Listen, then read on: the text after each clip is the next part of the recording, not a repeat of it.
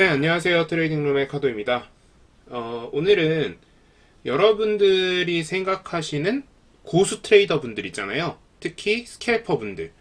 그분들을 보면서, 아, 나도 저렇게 될 수 있지 않을까? 아, 나도 저 사람을 따라하면 되지 않을까?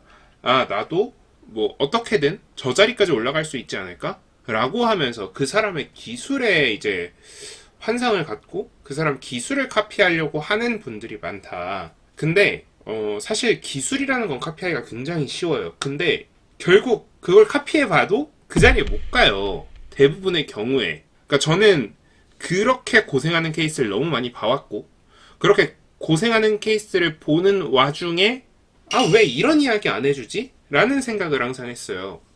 그래서 제가 생각하는 그분들의 다른 점을 이야기해 보려고 해요. 근데 일단 기본적으로 이 트레이더 쪽이 다른 어떤 문화들보다 훨씬 팬덤이 강한 것 같아요. 그래서 뭐 누군가를 공격하는 거 이런 거에 대해서 되게 예민하십니다. 그러다 보니까 이제 서로 헐뜯고 이런 경우들이 제법 많아요. 그러니까 예민한데 또 헐뜯는 건 좋아해. 그래서 서로 그런 경우가 되게 많은데 사실 그럴 필요가 없다. 그래서 그냥 모두 평화롭게, 그리고 뭐 만약에 이 사람 좀 다른 것 같은데, 이상한 것 같은데 라는 생각이 들면 그냥 본인 머릿속에 가지고 계시면 되지 않을까, 이런 이야기를 먼저 드리고 시작하겠습니다. 자, 일단 잘하는 사람들의 공통적인 특징, 그리고 제가 생각하기에 저랑 이제 같이 일하기 좋은 사람들의 특징들이 있어요. 아주 사소한 건데요. 일단 게임을 하는 데 있어서 맵을 선택을 잘하는 겁니다.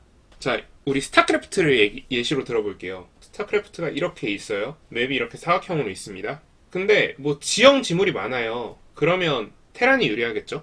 그리고 뭐 먹을 수 있는 자원이 많아요. 그러면 토스가 유리하겠죠? 상대적으로 가스는 부족하고 먹을 수 있는 자원이 많다 그러면. 이런 식으로 자신한테 유리한 맵이 있을 거예요. 요것부터 선택하는 게 일단 가장 중요한 능력이겠죠? 그래서 자신한테 유리한 지역, 자신한테 유리한 환경을 선택하는 게 반드시 필요합니다. 바둑도 예시로 들어볼까요? 바둑도 마찬가지예요. 바둑 1류 기사들 보시면요, 상대가 내가 불리한 곳에서 싸움을 걸어오면 시선을 돌립니다. 다른 쪽으로. 다른 쪽에서 크게 지역을 차지하는데 신경을 씁니다. 상대가 나한테 유리한 곳에서 싸움 걸어오잖아요? 그러면 지체 없이 싸움을 받아줍니다. 결국 뭐냐면요, 뭐든지 자신한테 유리한 부분에서 싸워주는 사람만이 더 위로 올라갈 수 있다는 뜻이에요. 자신한테 유리한 부분에서 싸우는 사람들은 실력이 쉽게 늡니다. 하지만 자신한테 유리한 부분이 어딘지 모르고 싸움을 제대로 못하는 사람들은 어때요? 실력이 빠르게 늘 수가 없어요. 자, 그래서 결국 제일 중요한 건 뭐다? 내가 유리한 곳. 그래서 뭐 상위권 분들 보면요, 자신이 유리한 곳을 본능적으로든 경험적으로든 알고 있어요. 그러니까 제가 생각하는 재능에 크게 뭐 4가지 정도의 유형이 있는데, 그 중에 가장 중요한 유형이 이거예요.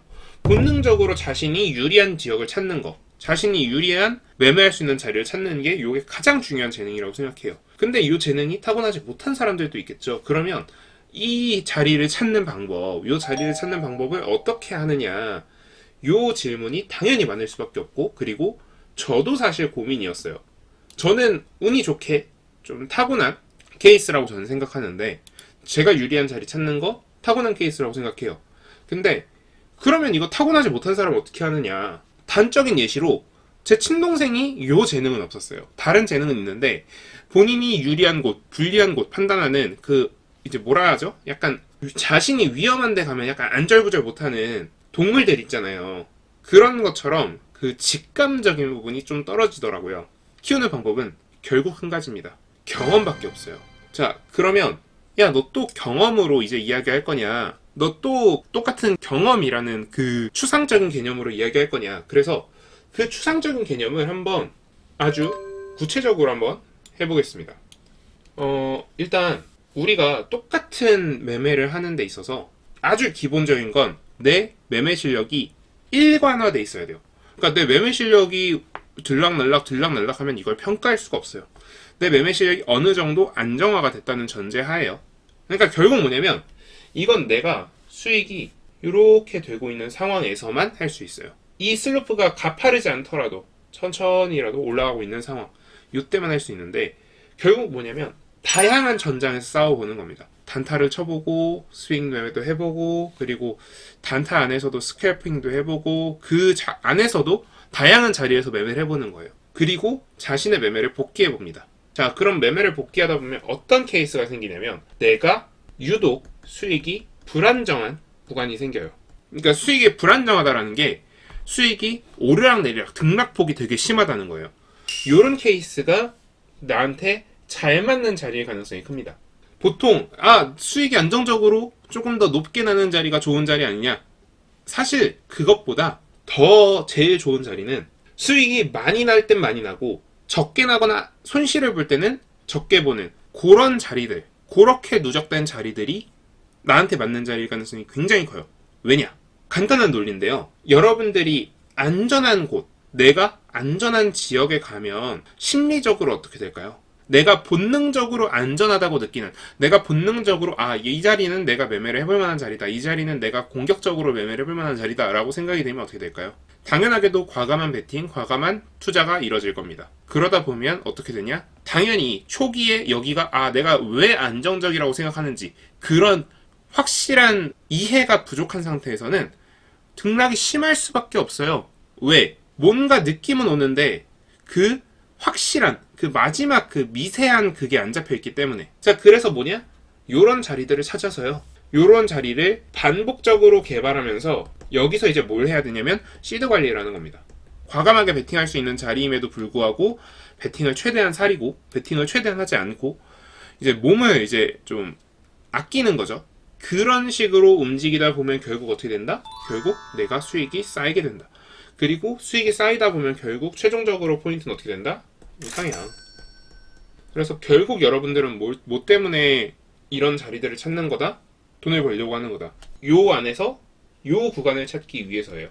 그러니까 어차피 여러분들의 백그라운드 상승률은 거의 고정적이에요. 그러면 여기서 우리가 나한테 유리한 자리 찾는 건 뭐냐면 요 퀀텀 점프 구간을 찾기 위해서 그렇습니다.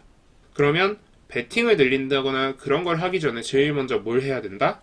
이런 식으로 내가 잘 맞는 자리, 내가 불안한 자리를 찾는 것부터 제일 먼저 움직이시는 게 좋지 않을까라고 말씀을 드리면서 오늘 영상은 마무리하도록 하겠습니다. 그리고요, 요 이야기의 좀 더 구체적인 버전인데, 요 퀀텀 점프 구간이 본인한테 늦게 올 수도 있어요. 그러니까 나는 올바른 자리에서 잘 싸우고 있는데도 그 구간이 늦게 올 수도 있어요. 근데 그 구간이 나한테 맞는지 아닌지는요, 여기서 내가 욕심을 부렸느냐 안 부렸느냐로 판단하시면 됩니다.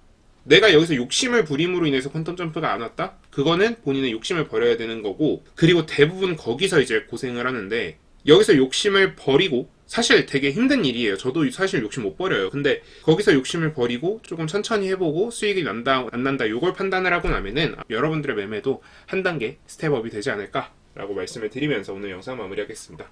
네, 지금까지 트레이딩룸의 카도였고요. 오늘 영상 도움되셨다면 구독, 좋아요, 알람 설정 부탁드립니다. 감사합니다.